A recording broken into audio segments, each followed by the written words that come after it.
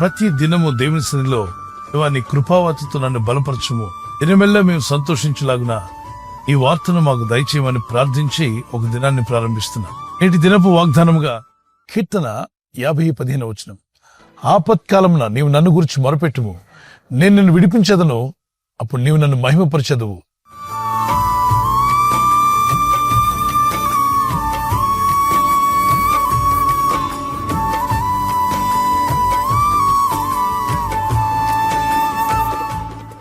ఇక్కడ ఒకే వాగ్దానంలో 3 విషయాలున్నాయి. ఆపద వచ్చినప్పుడు నాకు మొరపెట్టు, నేను నిన్ను విడిపిస్తాను. మనం మొరపెట్టినప్పుడు దేవుడు విడిపిస్తా అన్నాడు. అప్పుడు నీవు నన్ను మహిమపరచదు అన్నాడు. అంటే విడుదల పొందిన ప్రతి వ్యక్తి కూడా దేవుని స్తుతించి ఆయనకి సాక్ష్యం ఇచ్చేవారుగా ఉండి ఆయన గణపరిచేవారుగా ఉంటారు. మీ జీవితంలో కూడా దేవుని గణపరిచేవారుగా, దేవుని మహిమపరిచేవారుగా, దేవుని నామని హెచ్చించేవారుగా మీరుండాలి. మీరు విడుదల పొందాలి. మీ జీవితాలకు ఆశీర్వాదం రావాలంటే దేవుని చిత్తం. ఆపద వచ్చినప్పుడు ఇక నా వల్ల కాదు, నేను ఇంకేమి చేయలేను అని కృంగిపోవద్దు.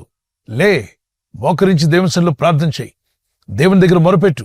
ఆపత్కాలంన నీకు మొరపెట్టినప్పుడు నన్ను విడిపిస్తాను వాగ్దానం చేశావు. ఐదుగు ఆపద వచ్చింది. ఈ ఆపదలను మేము బయటపడలాగునా నీకు మొరపెట్టమన్నా మొరపెడుతున్నాం తండ్రి, ప్రార్థిస్తున్నాం. నీ యందు విశ్వాసం ఉంచి మొరపెడుతున్నాం. అడుగు ప్రతివానికి ఇస్తా అన్నావు, వాగ్దానం చేశావు. మత్తయి సువార్త 7:8 అడుగుడే మీకు ఇవ్వబడును, వెదకుడే మీకు దొరుకును, తట్టుడే మీకు తెరవబడును, అడుగు ప్రతి వాడు పొందుకుంటాడు అన్నాడు. కాబట్టి అడుగుట, మొరపెట్టుట, ప్రార్థించుట ఇది మనకు అయ్యే పని. మనం చేయలేని పని కాదు, మనం చేయగలిగిన పని. ఆపద వచ్చినప్పుడు ప్రతి ఒక్కరు కలవరపడతారు. అపాయములో ఉపాయం నేర్పువాడు దేవుడే. యెహోషాపాతు రాజు తన జీవితంలో వచ్చిన ప్రతి ఆపదలో కూడా అతను ప్రార్థించినట్టుగా మనం చూస్తున్నాం. దేవుని సన్నిధిలో మొరపెట్టాడు. రాజు అయి ఉండి ఓ రాజ్యాన్ని ఏలుతున్నవాడు దేవుని ముందు మోకరించి, అయ్యా మేము గొప్ప ఆపదలో ఉన్నాం, ఎటు తోచని పరిస్థితుల్లో ఉన్నాం, మాకు ఆలోచన దయచేయి, మంచి జ్ఞానం నివ్వు, మాకు ధైర్యం ఇవ్వు, మేము జయించుటకు శక్తిని మాకు దయచేయమని ప్రార్థించాడు.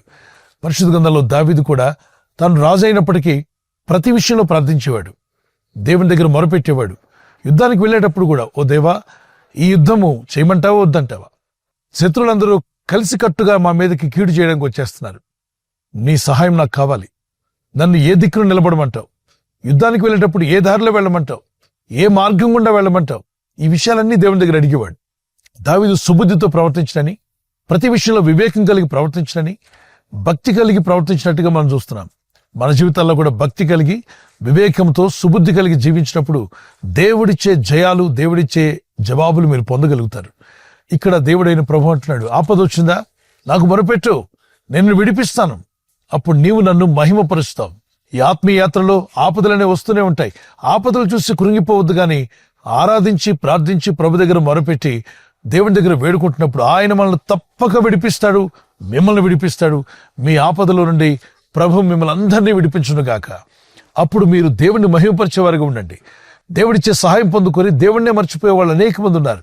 అట్టివారుగా మనం ఉండదు, కానీ దేవుని సన్నిధిలో ప్రార్థించి ఆయన చేసిన మేళ్లను దేన్ని మరవద్దని వాక్యం సెలవిస్తుంది.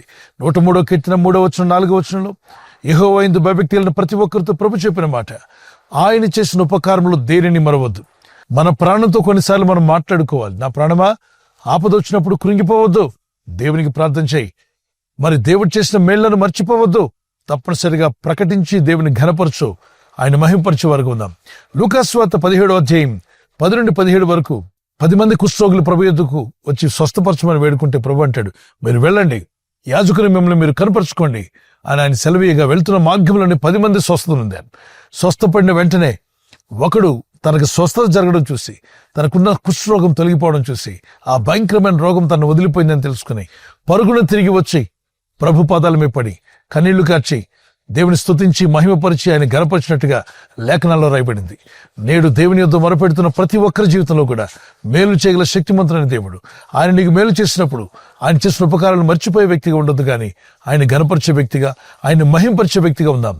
ఎన్నో ఆపదల్లో ఎంతో మంది పరిశుద్ధ గ్రంథంలో పాత నిబంధనలు కావచ్చు, క్రొత్త నిబంధనలు వారు మొరపెట్టుకునగా ప్రభు వారిని విడిపించి వారిని బాగు చేసి వారిని స్వస్థపరిచిన విషయాలు లేఖనాల్లో స్పష్టంగా మనకు కనబడుతున్నాయి. మీరు కూడా ఈ వాగ్దానం పట్టుకుని ప్రార్థిస్తుండగా మీరున్న ఆపదల నుండి, అపాయంలో నుండి ప్రభు తప్పించి, విడిపించి, రక్షించి మిమ్మల్ని బాగు చేయనుగాక. చిన్న కీర్తన పాడుకుందాం. పిలిచిన పలికి దేవుడవు, తలచిన తరుణని కాచెదవు, అడిగిన వారికి విడిపించెదవు, ఆపదలు తప్పించెదవు. పిలిచిన పలికే దేవుడవు, తలచిన తరుణని కాచెదవు. అడిగిన వారికి ఇచ్చెదవు, ఆపదలు తప్పించెదవు. నీకే నారాధన యేసయ్యా, నీకే నా స్తుతి ప్రార్థన. నీకే నారాధన యేసయ్యా, నీకే నా స్తుతి ప్రార్థన. పిలిచిన పలికే దేవుడవు, తలచిన తరుణని కాచెదవు. అడిగిన వారికి ఇచ్చెదవు, ఆపదలు తప్పించెదవు.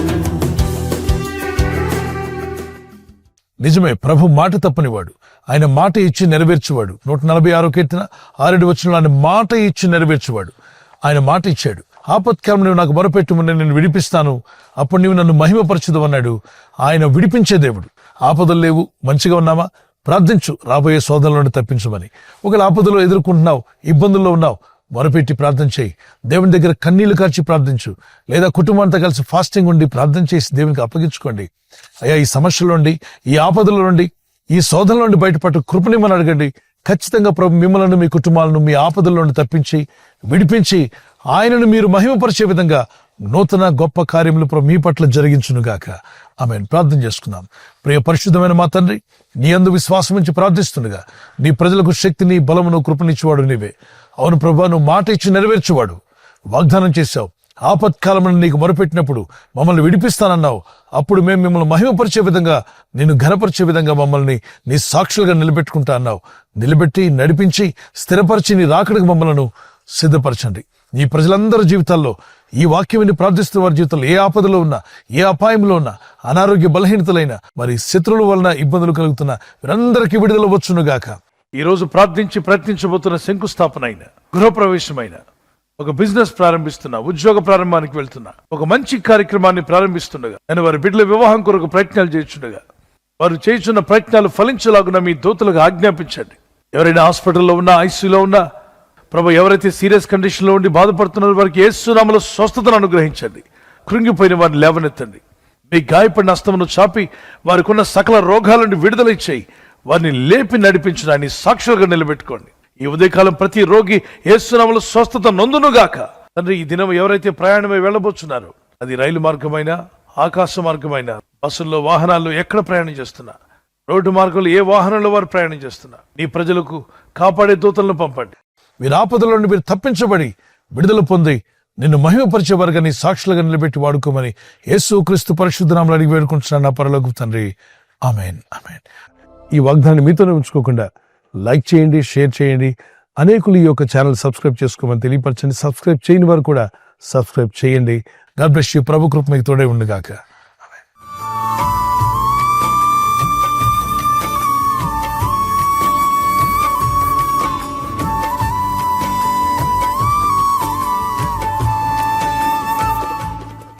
ఈ దినం జన్మదినం జరుపుకునే వరకు ఒక వాగ్దానాన్ని ఇస్తున్నాను.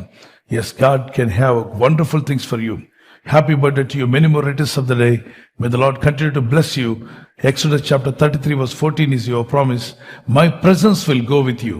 నా సన్నిధి నీకు తోడుగా వచ్చును. ఆమేన్ చెప్పండి.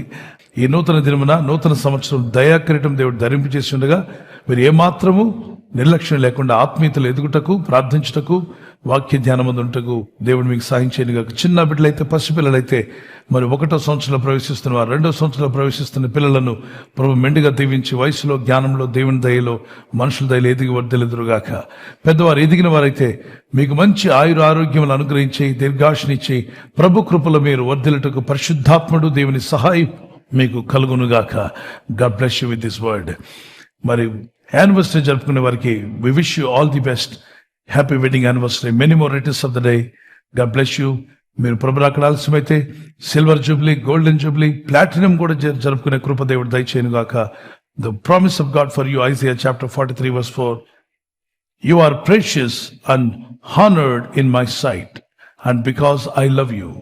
నీవు నా దృష్టికి ప్రియుడు అయినందున గనుడు వైతివి, నేను నిన్ను ప్రేమిస్తున్నాను. యెషయా గ్రంథం 43:4. మీరు దేవునికి ప్రియులుగా ఉండండి, భార్య భర్తలు ఇద్దరు. ఇద్దరు గొడవలు ఆడుకుంటూ ఉంటే దేవునికి ఎలా ప్రియులుగా ఉంటారు? మీ ఇద్దరు కీచులు ఆడుకుంటూ ఉంటే సాతానికి ప్రియులుగా ఉంటారు. మీరిద్దరు సమాధానంగా ఉంటే దేవునికి ప్రియులుగా ఉంటారు. దయచేసి ఎవరో ఒకరు తగ్గించుకోవాలి. భర్త గొడవ పెట్టే వ్యక్తి అయితే ఆయన మారాలి. భార్య గొడవ పెట్టే స్త్రీ అయితే మారాలి. ఇద్దరు ప్రేమానురాగం కలిగి ఉండాలి. మీ ఇద్దరి మధ్యలో ఐక్యత, అనురాగం పెరుగును గాక. దేవునికి సాక్షులుగా జీవించుదురు గాక. God bless you. ఈ ఛానల్ ను మీరు సబ్స్క్రైబ్ చేసుకోవడం వలన 2 పనులు జరుగుతున్నాయి. ఒకటి, సువార్త జరుగుతున్నది, ఆత్మలు రక్షించబడుతున్నాయి. రెండవది, పేదలకు, అనాథలకు ఈ ఛానల్ ద్వారా సహకారం అందించడం జరుగుతుంది.